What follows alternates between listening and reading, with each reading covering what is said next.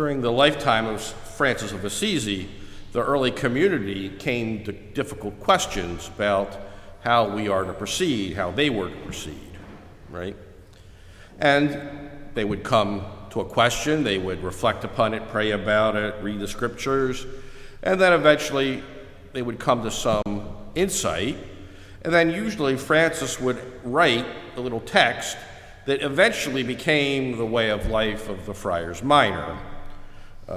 It was a rather lengthy, involved process that took almost the rest of Francis's life in this world. One of those issues that came up was, and it's very related to the time in which he lived, but it's also very related to our own time, I think. And that is, if we're going to go out preaching, right, trying to convert unbelievers, right? And in those days, what he really was talking about was really Islam, Muslims, right? Because everybody believed in something, right?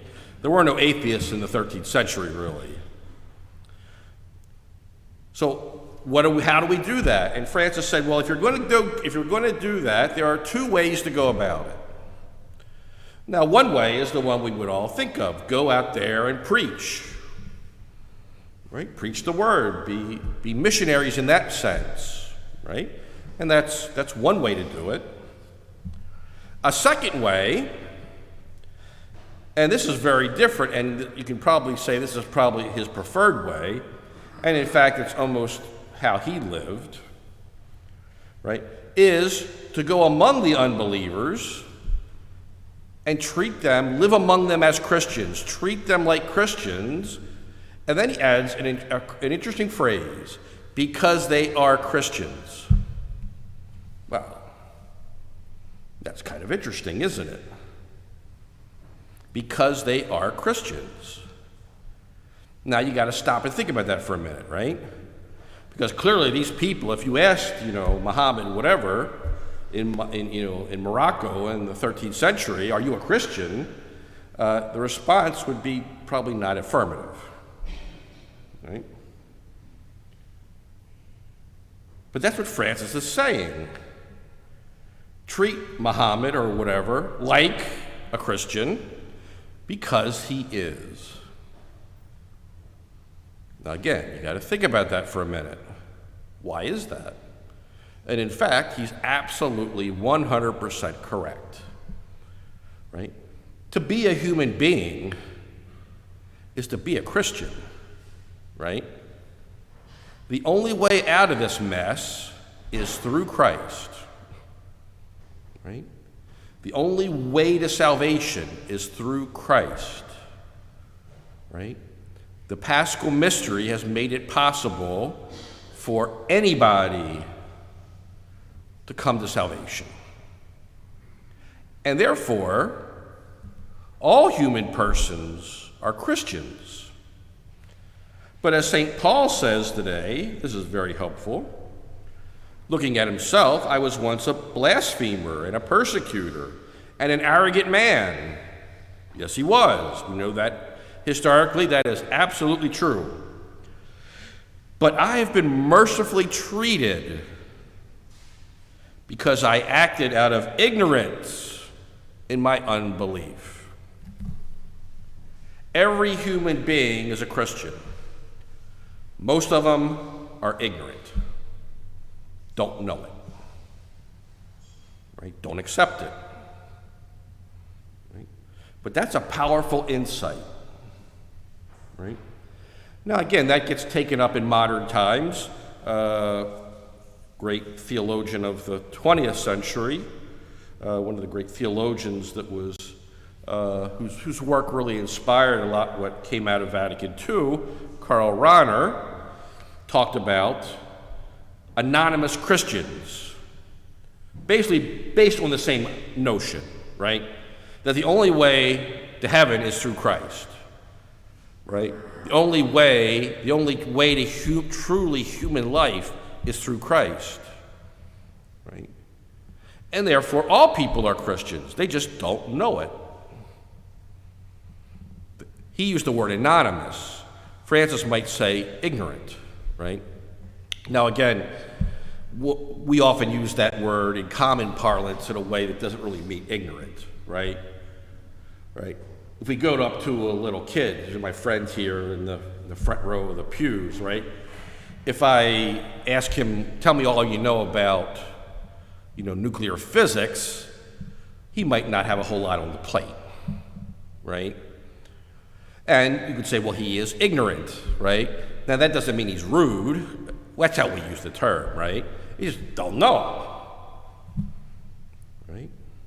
We were talking, earlier in the week, at this time, it was, I told you everything I know about wine in about 10 seconds. I'm ignorant about wine. I just don't know anything about it, right? And that is the case about Christianity for most of the people in the world, right? Because most of the people in the world aren't Christians. With a card that says I'm a Christian, right? Go to church on Sunday or whatever it might be, right? Most people, that is not the majority of the world we live in, right? Most people are either agnostic, atheists, other faith traditions, right? But they're Christians. And we should treat them as such, right? Because the beauty of this whole, the good thing about this, we haven't got to the really good part about this yet, but the good part about this is it helps us to understand the world. It helps us to better understand who Christ is, right? All of us are Christians by grace. No, you don't choose to be a Christian. It comes with the territory. It's what you do with it that makes all the difference in the world, right? It's what you do with it. Some of us have been fortunate enough to be raised within a culture, if you will, a tradition that is Christian. And hence we're here today, right? We are very much aware of this. We've been blessed. But it's got nothing to do with me, right? In a certain sense, I won the lottery, right? And here I am. And here you are, right? But we're all Christians, whether we know it or not, whether we like it or not. And therefore, it should impact how we treat others. This goes back to what we were talking about yesterday, right? There are no thems. There's only us. There are no thems.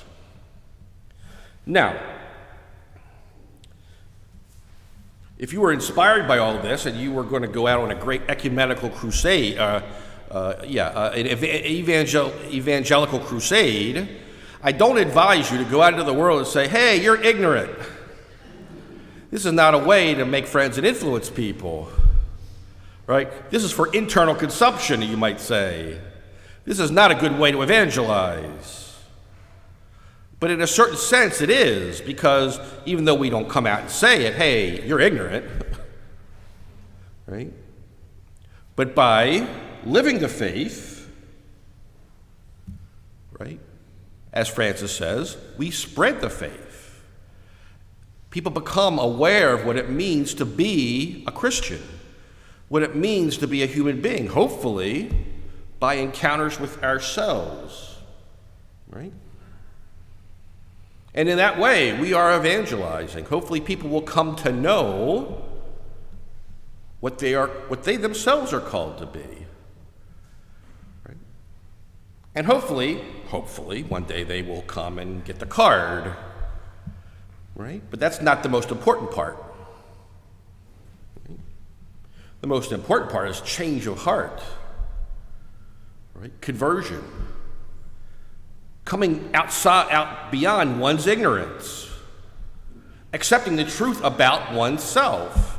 Because isn't that what Christian life is? Right? Accepting the truth about myself. I am graced, I am forgiven, I am saved, I'm redeemed, but I'm messed up. Right? And I need God's grace. right? Any good thing that happens in my life is a gift. I don't earn anything. I don't deserve anything. Right? And if I can live according to that, if we can live according to that, right, we share the faith, right? And hopefully lift up that veil of ignorance, which brings so much division in our world, so much violence, so much hatred. But if we in our own little way can treat everyone as if they were a Christian, because they truly are, that could change the world.